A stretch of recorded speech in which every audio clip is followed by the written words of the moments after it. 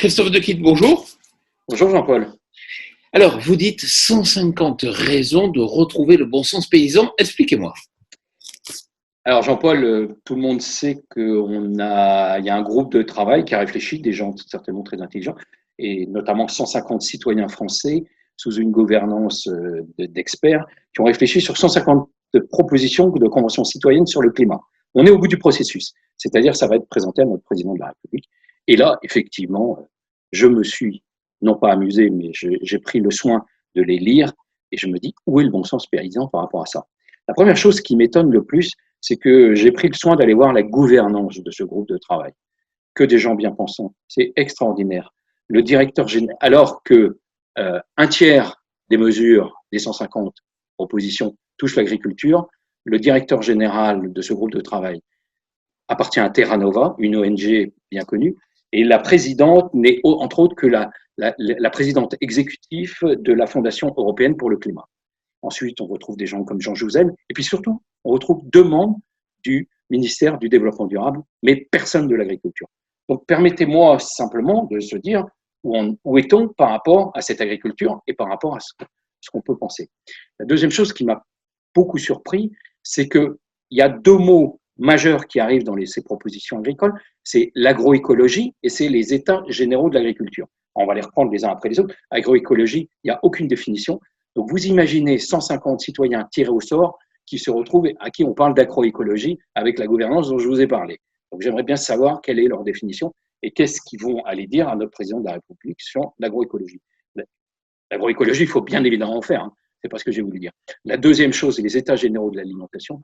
Et Dieu sait si on a remis en cause dans le monde agricole le non-respect par la grande distribution de ces états généraux de l'agriculture. Et en fait, ces états généraux de l'agriculture qui étaient faits pour une meilleure répartition de la valeur ajoutée des produits entre l'agriculture et le consommateur, c'est résumé pour l'instant en des contraintes encore plus fortes pour le monde agricole. Donc simplement, je me pose la question et on va voir la suite des débats, si en fait le gouvernement actuel n'a pas été ce qu'on appelle l'arroseur arrosé. Vous connaissez bien le film de Chaplin.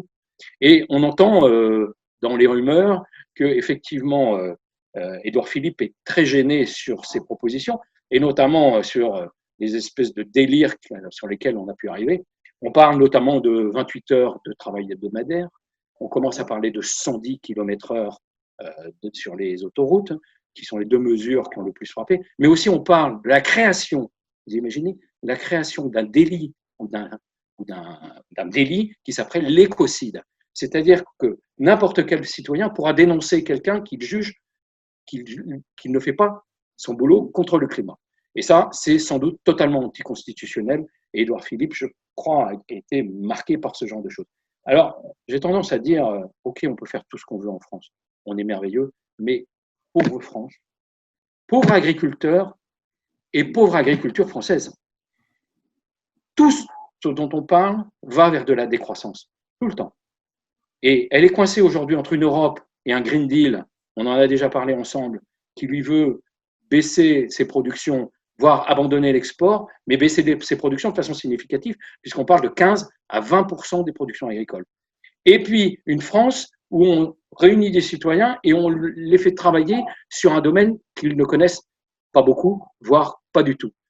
Alors j'ai tendance vraiment à dire, il est vraiment urgent, et je m'adresse aux responsables syndicaux, mais aussi économiques, qu'on revienne à des choses sérieuses sur l'agriculture.